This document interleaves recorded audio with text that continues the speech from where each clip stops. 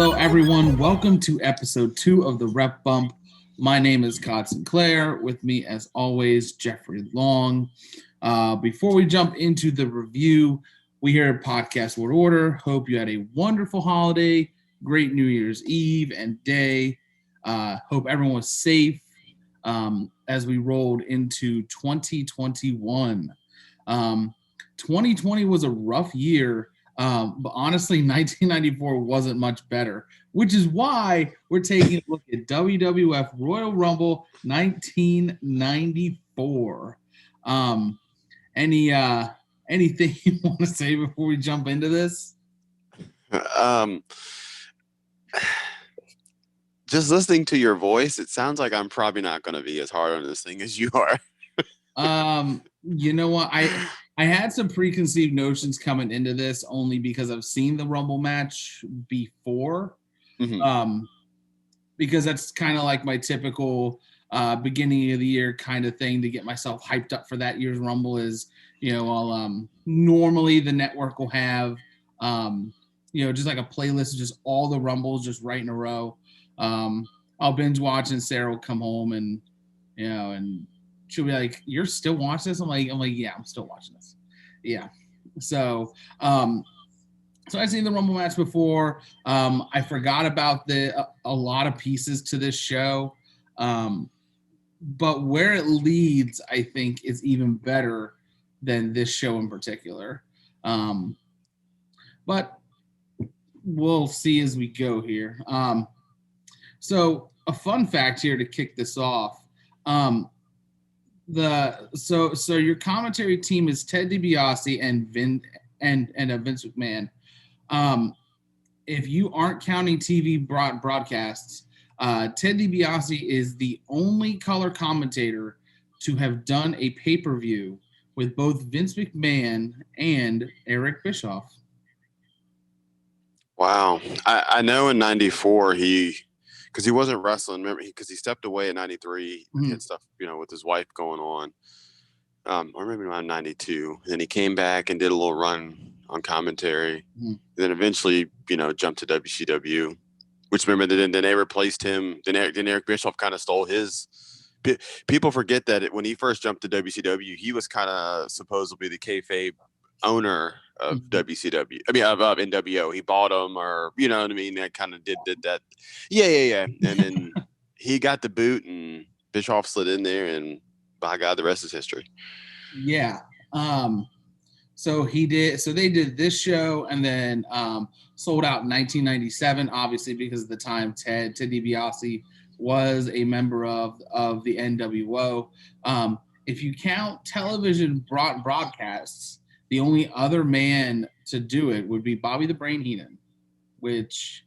Yeah, I mean, there you go. It's a legend. That's good company to be in. Yeah. Kicking off, we have Tatanka taking on Bam Bam Bigelow, who is accompanied by Luna Vachon. This was supposed to be Tatanka versus Ludwig Borga, but he had a legitimate ankle injury.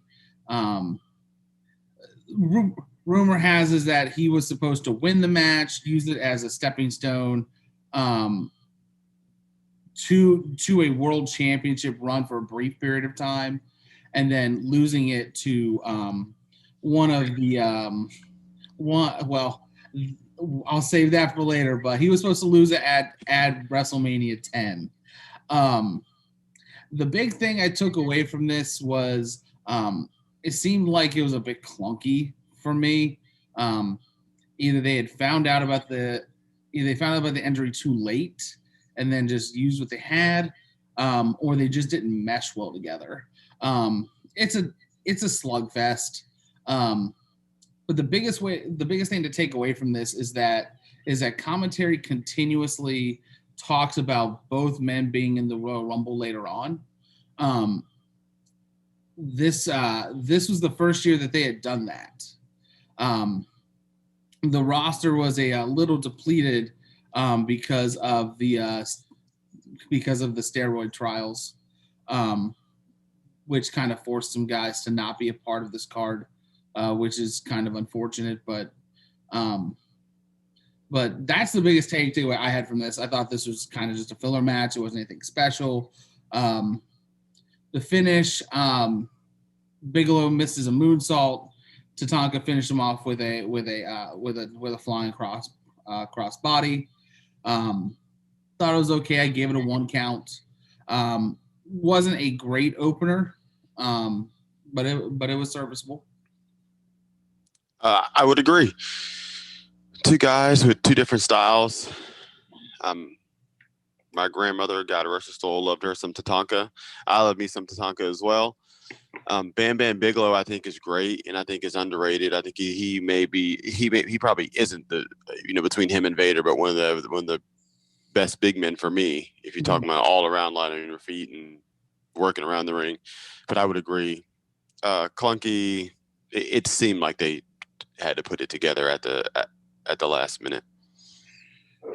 Yeah. But yeah, it just seemed like that was the case. But the card, as opposed to some that we had already seen on this on the reviews that we've done, this seemed a little fast paced up until later in the card, because we jump right from this into the WWF tag team title match between the Hart brothers. That would be Bret and Owen taking on the Quebecers. You have Jacques and Pierre and good old Johnny Polo with them. And I watched this and I knew you were going to pop hard for that. I don't want to spoil the rest of the review, but I will say this. This is a cool time in wrestling where you're having some of the old guard kind of cross over. And I guess this happens, this is going to continue to happen in wrestling, but this is like a lot of not necessarily legends, but legends in their own right. And just good old guard wrestlers mixing with younger guys. So, like on the card, you got Raven, Johnny Flamingo, you got PCO, who, God bless himself, who was blown up 5 minutes into the match, blown up by the time when he walked out in there, he was blown up. You have that. Later on, we have the great Kabuki on 94 Royal Rumble. This whole card had just a plethora of guys, good wrestlers. They maybe didn't do anything good in this pay-per-view or so on and so forth. But I mean, if you just had a paper and you were ticking off names like who was on this pay-per-view, you'd fill it up with some quality wrestlers and some guys you would think would be on here. Yeah. So I thought this tag match was really great. It was very refreshing. I wonder why. Yeah, I know, right? To step away from, I will use just a modern day analogy. Top Flight versus the Young Bucks from a couple weeks ago on AEW Dynamite, which it's not bad, but when you take yourself out of that and then you watch a match like this, it's incredibly refreshing. I do end up giving this a 2 count. I thought it was very well worked. I almost gave it 2.5. What did you give this one though? So I agree with you as well. When you watch an older school tag match like this, you don't just see guys. You can see what everybody's trying to do. They're a tag team. They're trying to break down or isolate one tag partner, beat him up, so they can win. Like you said, now with the tag team wrestling we have now, it's just we're expecting for them to do spots and flips, and it's just that's just what it is now, and I understand that. I think this is a 3-star match. I think this is the best. This is the best match on the card for me.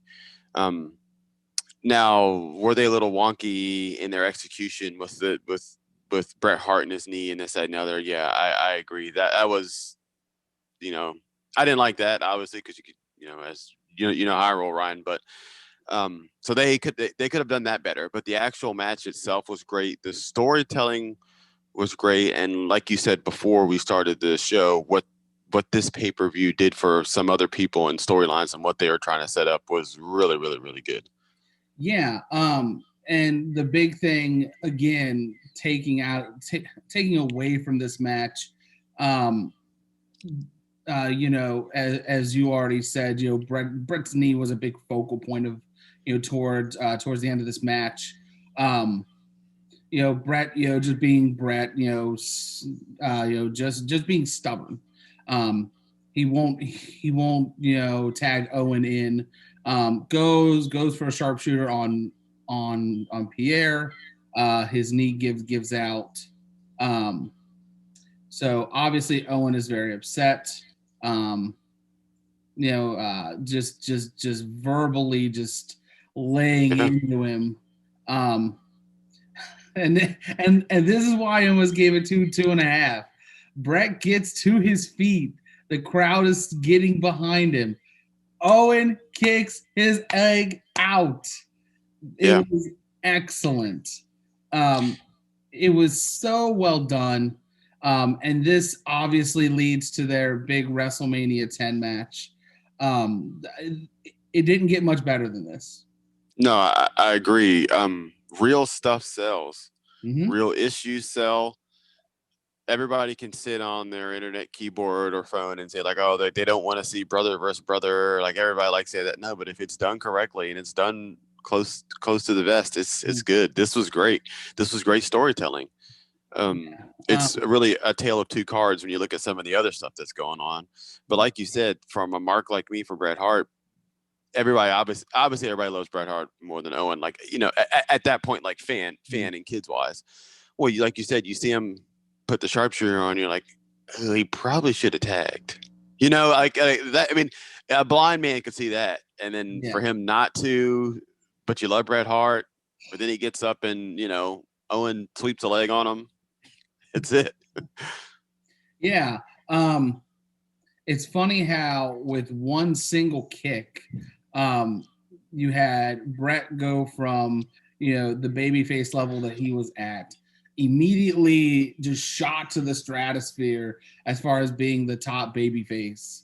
And then Owen, one of the biggest heels at the time now, and all he had to do was just sweep the leg. And that just goes to show you, when storytelling is done correctly, this is the end result. And you're also sowing a little seeds of, you know, later that they went back to this later with him and Austin, you know, because again, Bret Hart's supposed to be the good guy there, the face there, and he was, but something happened, and we can say that for a later show. But you know, it just goes back to where you kind of had a little bit of Bret Hart being like, is he a good guy all the way? You know, he's got a little history of doing, you know, these type of things, so that's great. You know, and then you know, you get Todd Pettengill. He finds Owen in the locker room. You know, he gives his famous, you know, you're too darn selfish. You know, pretty much says, you know, Bret only thinks about himself. And he kind of, and this is where it kind of started to turn for me, because I loved everything up to this point. And then Owen kind of trips up on himself as he's delivering the last line of this promo. It seems like he wanted to say, and that's why I kicked your leg out from under you. And then he goes to say, and that's why I kicked your leg out of your leg. And the only thing I can think of is seeing Austin Powers. Allow myself to introduce. Yeah. And I had to pause and stop for a minute. But everything else was incredibly well done. This is obviously the highest point of this card. And DiBiase was really good at putting that. Again, obviously I was younger. I don't remember him. I mean, I remember him being on commentary, but I didn't remember him being this good. No. Or maybe it's just me. I thought he was really, really good for a heel guy, and he was putting it over. He's really good, I thought. Agreed. Now moving on to kind of where this card, in my opinion, takes you know, a downhill slope here. Intercontinental Championship match. We have the champion Razor Ramon defending against Erwin R. Shyster, better known as IRS. JR and Gorilla Monsoon are now taking over for this match. which is kind of strange a little bit. But this was a nothing match for me. Again, it was, again, I'm mentioning it though, but it's this is a match to set up another much more entertaining, better match coming at WrestleMania 10. So we do, get an HBK run in. IRS covers for the pin and the title. Awesome. But referee, reverses the decision, match is restarted. It was just really screwy for me. But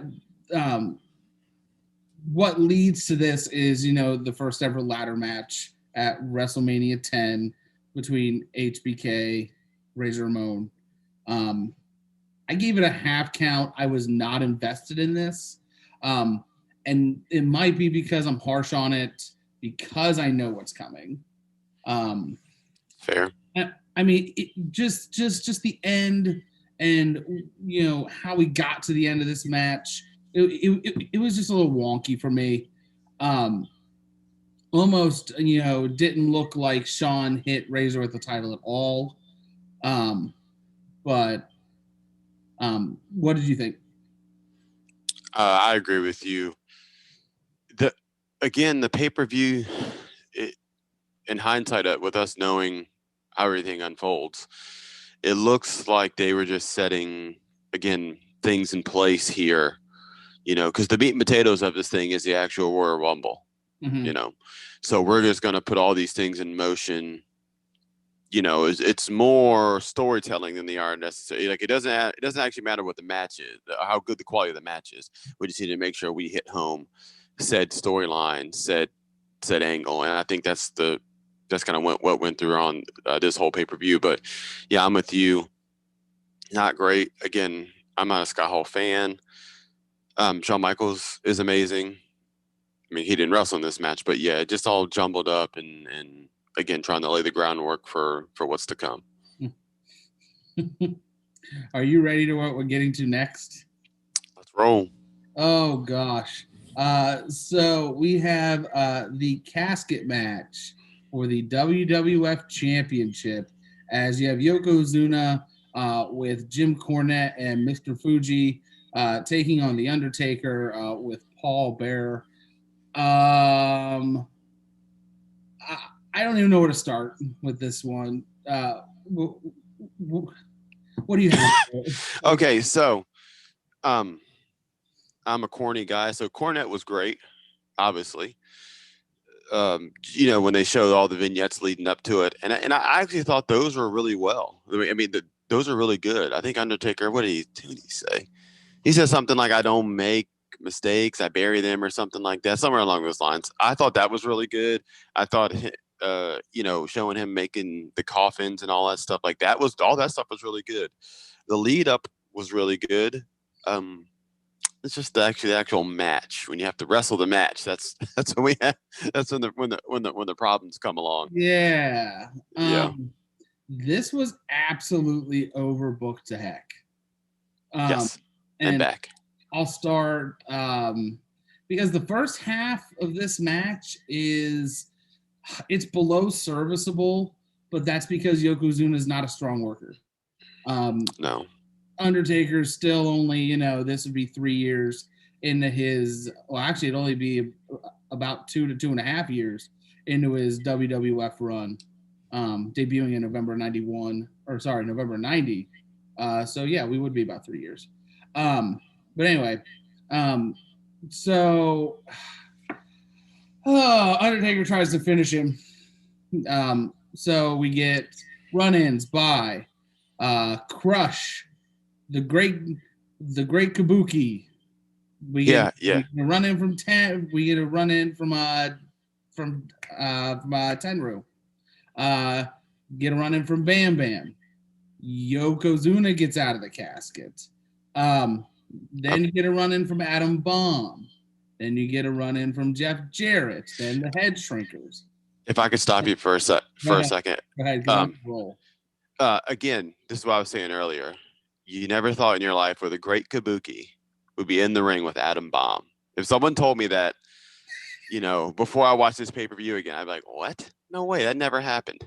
I mean, we're wrestling each other, but they were sharing the same ring. Yeah. And then we get Diesel at the end. So count them all up, including Double J. Yokozuna. Yeah, including him, include everyone. It's a 10-on-1. Can't get him into the coffin. So the urn gets stolen. Ashes get dumped out. Green smoke, for no reason described, starts seeping out of the urn. And then the best line of the entire show. Are you ready? Hit me with it. It appears that the power of the urn is escaping, and with it, the Undertaker's powers.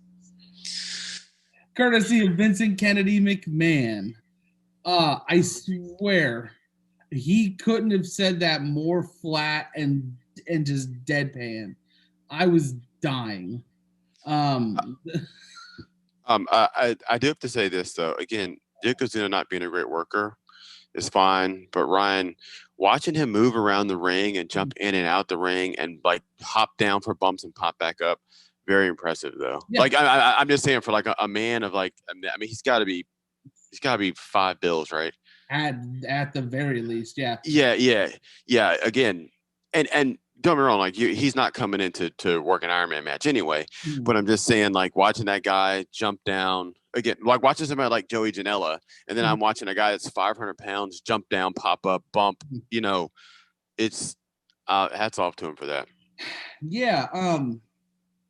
A more modern comparison of somebody who's a larger person, but just can't do even what Yokozuna did, and that would be the Great Khali. Yes.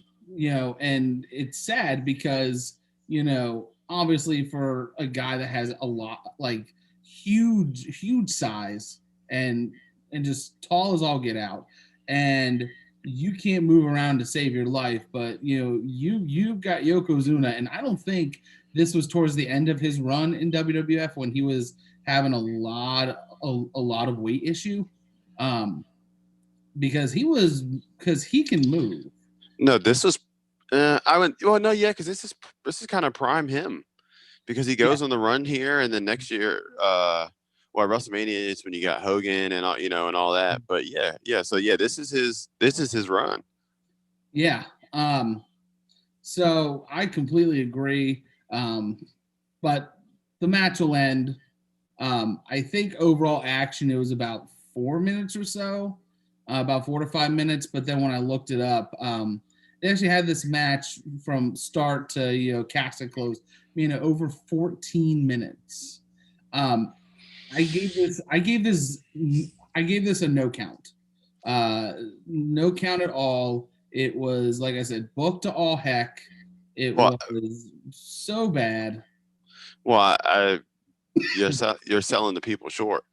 We're not going to talk about Undertaker being put in the casket and rising from the Titantron to we don't know where to appearing. Getting there. Yeah. So they lock the casket in, they wheel it back, but the casket starts to smoke about halfway down the aisle. So then you see the Undertaker. He's on the big video wall. So they're playing this out obviously as he is in the casket, and somehow he's able to put his face and this perfect video on their video wall. And obviously he's just in, like some back closet or something backstage, just, filming this because he's already well out of the casket. Oh, yeah. Or it's pre-recorded. Well, yeah, they already filmed that 2 days before this thing even went down, brother.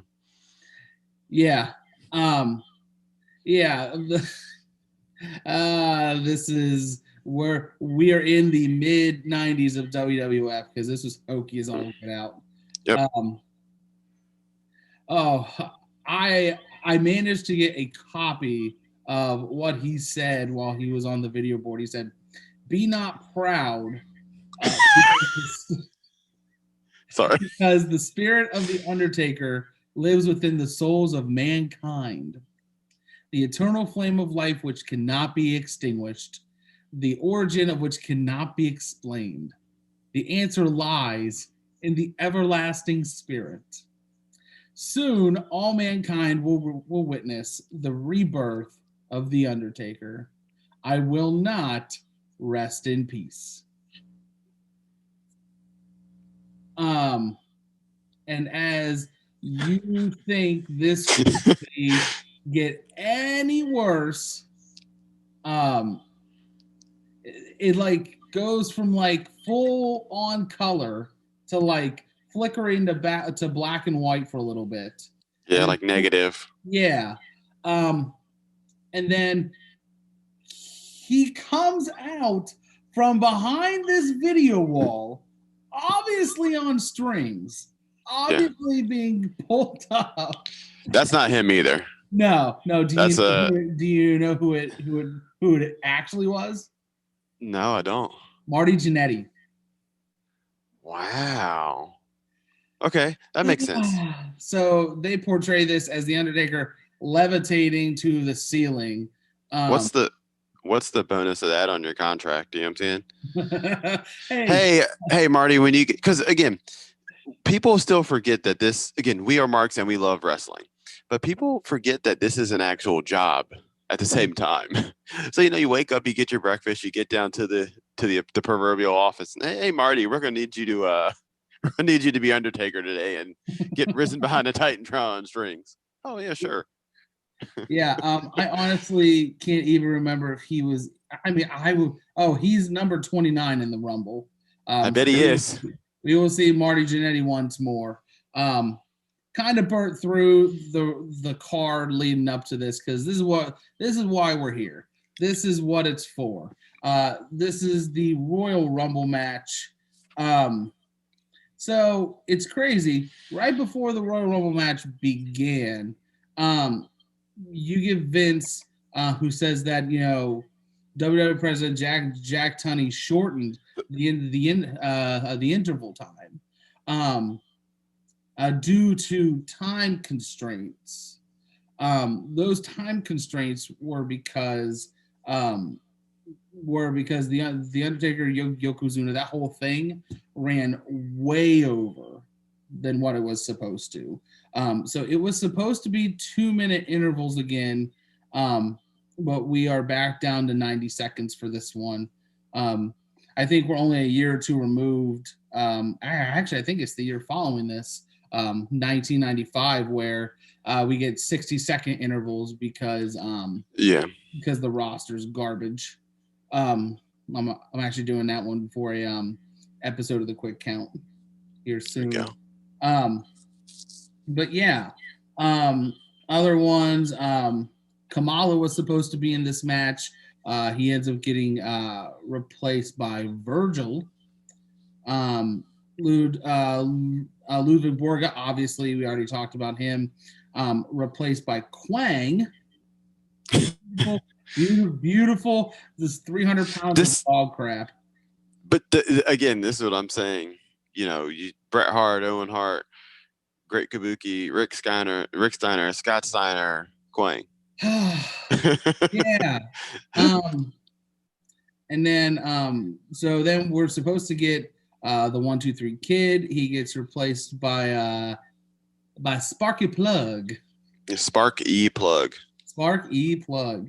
And then you were supposed to have Bastion Booger also in this match. It's a name I haven't heard in a long time. Boy, I tell you. So yeah, we're gonna jump right into this. I'm gonna do the best that I can, kind of leading the charge here. So we get Scott Steiner at number 1, and then we get Samu at number 2. Scott Steiner's hair permed to death, right? Oh yeah. Oh, that was the hairstyle of the mid 90s for just about all judging all about sexes. Male, females. It was a perm. and it looked marvelous. Yep. We get Rick Steiner at number 3. They get rid of Samu pretty quickly. Quang is number 4. And for those who don't know, Quang is just good old Savio Vega. Deserves so much better than this. Yep. Just another tale of deserving much better in WWF in general. And immediately sprays green mist at both of the Steiners, and is doing some like martial arts stuff. Yeah. Sorry. Martial arts in air quotes, fellas. Yeah. Number 5 is Owen Hart, and I swear if the boos could blow the roof off of this building, it would. While we're at that, if I can piggyback off of that, absolutely. Just this crowd, as bad as the show is, or we want it to be, or so on and so forth. Again, there's something to be said about 90s wrestling, because when the show first kicked off, I mean, the roof was just blowing off of it, and just fans, women, children, again, old people, just that old school wrestling is I actually think that's gone, and it'll probably be gone forever, but it's just cool to go back and watch, and then it goes the other way, like you said. So when someone gets booed, they really get booed. Yeah. So you've got almost a ring full of heels now. They start getting the work in. Number 6 is Bart Gunn, most famously for being knocked out by Butterbean. But then here we go. Things are getting hot and heavy. Number 7 is Diesel.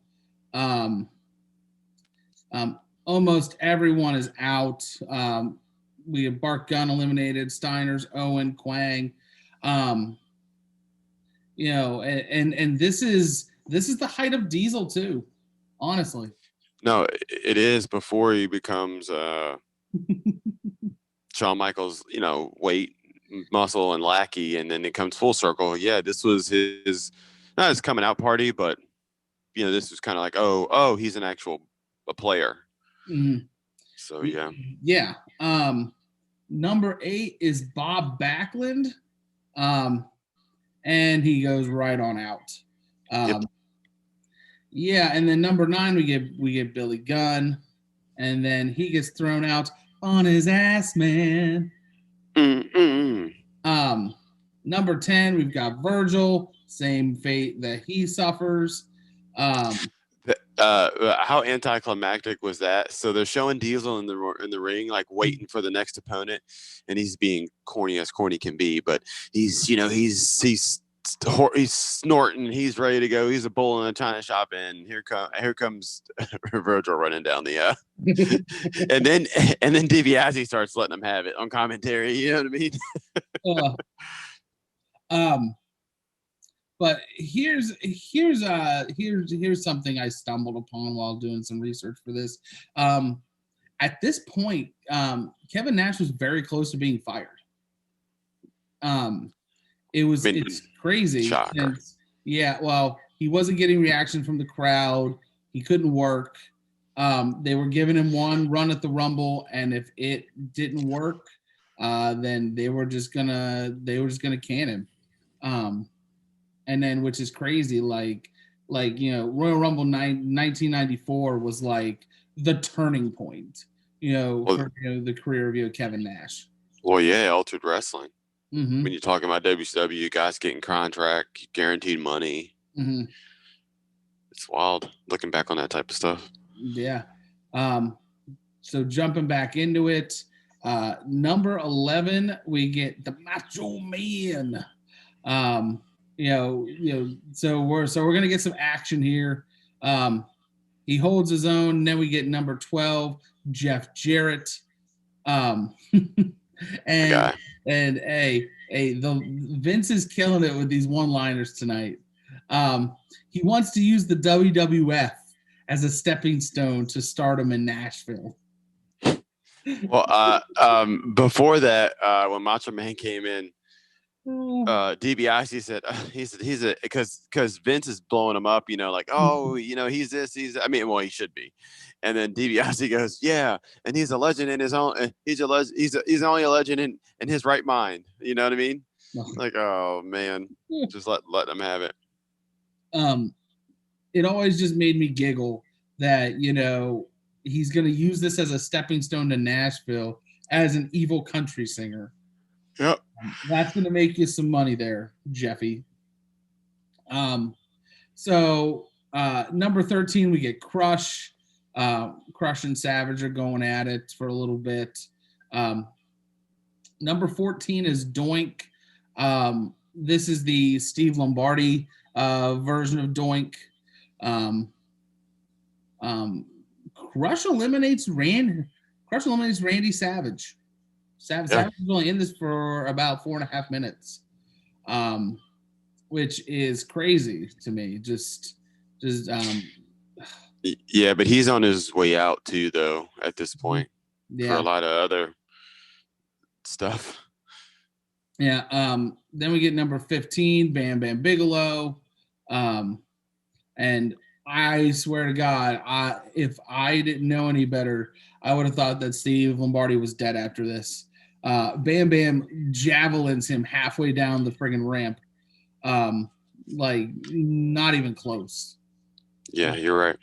Then we get Mabel at number 16. And then Spark E Plug with him at number 17. And it's crazy to think that he's been a jobber for a couple, that he would be a jobber for a few years and these crazy hokey gimmicks, and then come out of it, hardcore Holly, and getting a run into the mid to late 2000s, and it's just crazy to think that. And then number 18, we get the Heartbreak Kid, Shawn Michaels. So eventually, they should do what they should. Well, they do to Diesel what they should do to Mabel, which everybody get together and chuck him out of the ring, because Diesel's now eliminated. Yep. Diesel was in there for over 17 minutes. Coincidentally enough, he was not the Iron Man of this match. The pop is loud for him as he's walking up the ramp, though. Which is very good, because, like we said earlier, he was on his way out. 1 foot out the door. Mm-hmm. Sorry, we get Mo at number 19, and Greg Valentine is number 20. He was not the replacement for Bastion Booger. He was the replacement for somebody, and I tried to find it, but I couldn't find anything. It was weird hearing Vince too, like, put out there that they had alternates. I mean, and you know what? I kind of liked it, though. No, I did too. It made it sound more, God forbid, sports entertainment, if you will.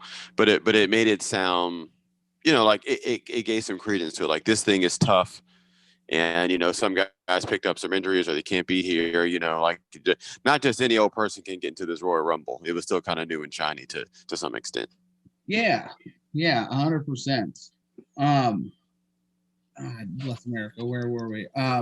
So we're really, a lot of these guys we have already seen on the card. So we jump to number 21, who is Tatanka. Got some fresh face paint on. There's a lot of people in this match at this point. Yeah.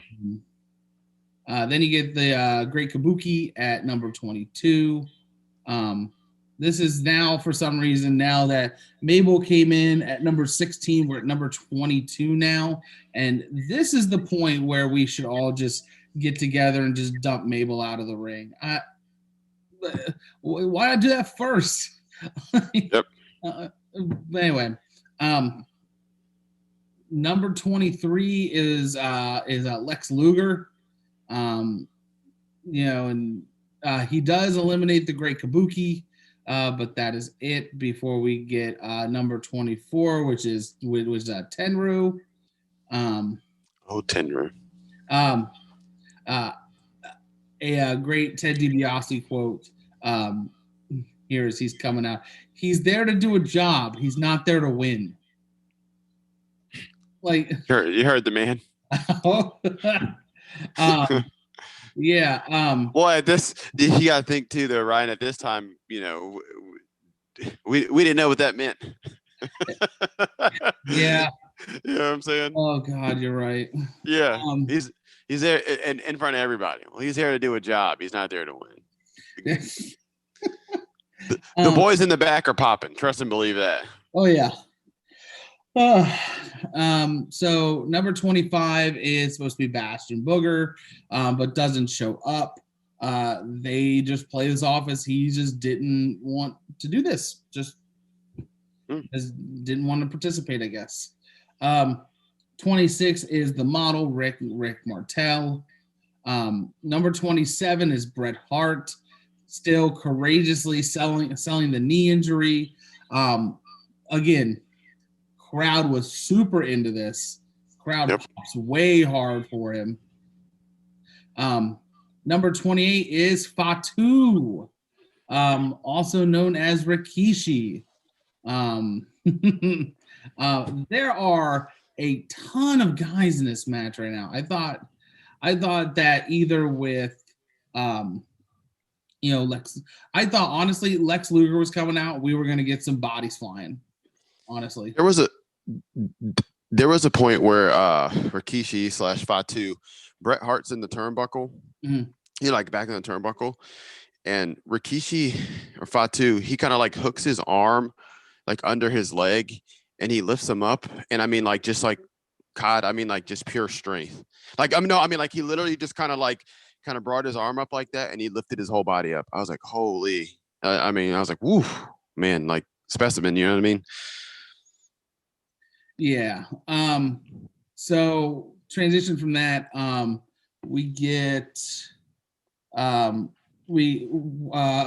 combination of Bam Bam, Bret Hart, Lex Luger, and Spark E Plug eliminate Crush, and then we get number 29, the Undertaker. No, just kidding. It's Marty Jannetty. Yeah. How's that work for tax purposes? Yeah, I know, right? Yeah, and of course, him and Sean are going at it. And then you get your number 30 participant, which is Adam Bomb. So right as he comes in, we lose Spark E Plug. So the remaining field, now we have number 30 in, is that we have Adam Bomb, Shawn Michaels, Marty Jannetty, Lex Luger, Bret Hart, Tenru, Tatanka, Greg Valentine, Rick Martel, Mo, Fatu, and Bam Bam Bigelow. That's 12 people still in the match. And I mean, it's crazy how this thing was absolutely just overbooked. Or I guess in this case, it depends, because it could be underbooked with all of the last second changes and the replacements. But then, we get, the last elimination, Sparky Plug, and just nothing for a couple minutes. And there was I was going to text you. I didn't, but there was a weird, because even now, they have the people that are just on the ground hurt watching, but there was a weird minute or two where there was just, I don't know if everybody was just, getting a breather, or usually there's guys in the ring doing their thing, spread out, and then they'll round robin. But no, it was everybody's kind of on the corner. The camera almost doesn't even really know where to, who should we focus on? It was weird. Yeah. I mean, now this is totally apples and oranges here, but WWF films the Royal Rumble much better than WCW did World War III. it gave me so many headaches because obviously with the 3 rings and multiple people, you have to, as a fan, you have to focus this way, this way, this way. But my favorite wrestler's in this ring. But then, I'm really interested about this storyline in this ring, and that was crazy. But then you look back at this match, this one in particular, and you have 12 guys in, after we get the number 30 guy come out. So then we get an accidental elimination. Greg the Hammer Valentine slips and he is out. Tatanka eliminates Rick Martel. Adam Bomb is then gone. Bigelow obviously will toss out Tatanka. Bigelow then gets eliminated. He does the old flare over the turnbuckle shtick there. The big guy too doing that. Yeah. Jannetty's also out. Luger eliminates Tenryu, and just like that, we got a final 4: Lex Luger, Bret Hart, Shawn Michaels, and Fatu. Wow. Oh boy. I wonder. One of these things is not like the other. Yeah. Yeah. So I was wondering that as well. So obviously that was by design. You know what I'm saying? Like, or maybe we and guess in hindsight we know better, so we're looking into it too much. But I was surprised. I mean, I remember the ending, but I don't remember Fatu being there. So I was like, okay, man, like, is there something that I don't, what I'm saying, that I just are going to figure out here in a couple seconds? Or nope, it was exactly what I thought it was going to be. Yeah, very, very strange. Good for him, but yeah.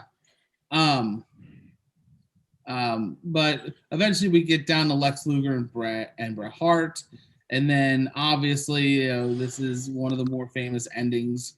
There's just a brawl back and forth, and then they both go over the top rope, both feet hitting the floor simultaneously. That's the end of the match. We get this weird, somebody thought this person won, somebody thought this person won. Back and I thought that was a good touch. Mm-hmm. Yeah, so much that they redid it over a decade later. Yeah, we'll have to get to that one day. Yeah. So funny, before we tell you guys what they decided to do, they didn't know how to book this going into the match. And this is definitely for sure, is that they did not know who was going to win this going into the match. Well, no, I agree, and it almost looks like the pay-per-view afterward, they kind of I guess they did, but they almost were playing it safe as well too, Yeah. And it was a nice touch having Jack Tunney come out. Obviously is probably the torchbearer or the messenger, but they call it a draw, which is an interesting choice. So just filtering through a couple of testimonials, I guess you could say, people will clearly tell you that Lex Luger's feet hit the floor first, and other people will fight otherwise, but I didn't see that. This, of course, you didn't. This is what they decided to do. So grading matches like this, it's so tough because, first of all, it was almost an hour. Yeah. I can't get this over a 1 count, obviously. I'm going to give it a half count. It was there. It's the Royal Rumble match. There was typical excitement. I thought it was overbooked and underbooked. Obviously, now that now that we know that they didn't even have a finish planned by the start of the match. Yeah. And the fact that you still have 12 people in the ring even after your number 30 participant comes out. There have been years where your number 30 comes out, eliminates about 4 or 5 people. Yeah. And you keep going with the match. This was not that. Yeah, and I guess we're so trained. Same thing. I thought, here he comes. He's going to be a house of fire, and here goes 4 or 5 people. No, he just came in and was a guy like everybody else for 5 minutes. You know what I mean? Yeah. It was interesting. Do you have a grade on this? I mean, I gave it a star. Mm-hmm. I guess I had to some extent because it wasn't all. I mean, in the realm of Royal Rumbles, it wasn't awful, but I think there's something to be said though, just on these being not this obviously not the first Royal Rumble, but I don't know, just the early years of the adolescence of Royal Rumbles, if you will. I don't think they had everything nailed down or how they thought they wanted to do it. I think from Royal Rumble from year to year to year, not so much now because now it's a science, but I think they were playing with ideas, playing with situations, see if we can do this, see if we can do that, so yeah. But this would obviously lead to WrestleMania 10. That's honestly the best thing, other than the tag match, the best thing I can say about this card, honestly. Yeah. Other than the tag match is what it led to at WrestleMania 10. Like we said, we did get Owen Hart versus Bret Hart. We got Randy Savage versus Crush. We did get the ladder match between Razor Ramon and Shawn Michaels. And then what they decided to do with the whole world championship fiasco was that Lex Luger went first and faced Yokozuna for the title. The winner of that would face Bret Hart at the end of the show. And then they would be the World Heavyweight Championship. Yep. So very interesting how they ended up playing this out. I honestly thought, it probably should have just been Lex Luger straight up.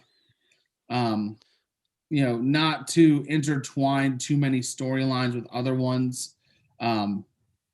Because you already have the Owen versus Bret coming into this.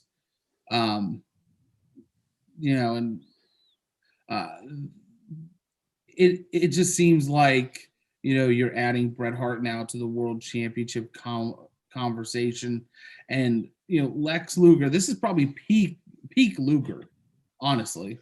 I mean, not it was a peak, but no, but no, there was, because Luger's kind of like that. Luger's like your first round pick quarterback. You know what I'm saying? Everybody wants to take. Well, he looks great. He looks like $1 million. And then, something happens and he's out, but then everybody gets him and thinks every promotion thinks they can turn him into either Hulk Hogan, either Ric Flair, or they're Barry Windham, just because he looks like $1 million, And Vince was, Vince just thought he knew better than everybody else, and he tried the same thing and it didn't work.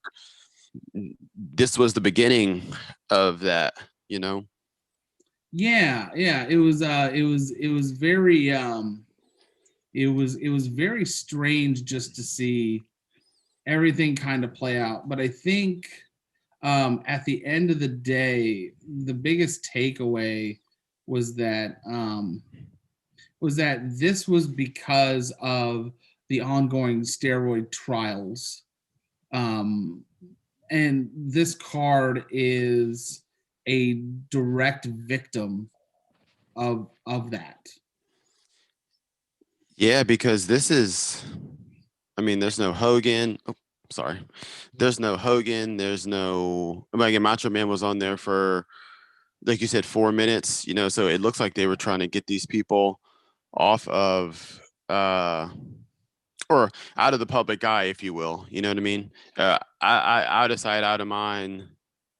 So yeah, I would agree. An interesting time, and the couple pay-per-views that came, even the one before this and after this, were still kind of not dicey, but I guess they got their stuff squared away, type deal.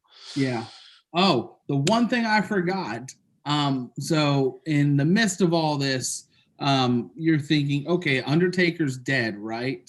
The storyline of fake Undertaker comes through later this year. So we get, the gray Undertaker versus the purple Undertaker. Yep. Undertaker versus the Underfaker, however you want to, color it. It's still the actual Undertaker versus an imposter Undertaker, which was absolutely stupid. I thought that was so cool, but yes. At the time, I guess I probably. I mean, yes. As my 34-year-old eyes, absolutely retarded or dumb, but yes, you don't know what you don't know, I guess. Yeah, I think it might just be that I'm so numb to professional wrestling these days, and it's been a while since I've seen that. But another time for another show. So thank you guys for watching this episode of the Ref Bump. If you enjoyed what you watched, please like, share, and subscribe to this channel and all of our social media platforms. If you really enjoyed this episode and would like to support us, please check out our Ko-fi page for more.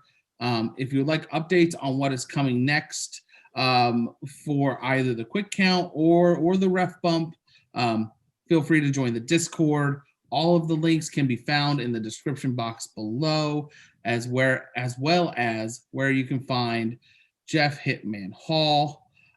Jeff, any parting words as we go?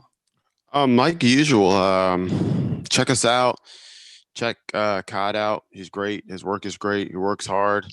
Support local wrestling again when everything fires back up. Watch wrestling, watch old wrestling, watch new wrestling, watch any wrestling that's new to you. Damn it, and enjoy it. Other than that, no, I'm good. Stay safe, everybody. Yeah, that's the thing. Be safe. We're on the heels of Wrestle Kingdom. Tokyo is kind of in limbo right now because they're potentially getting ready to go back into a lockdown.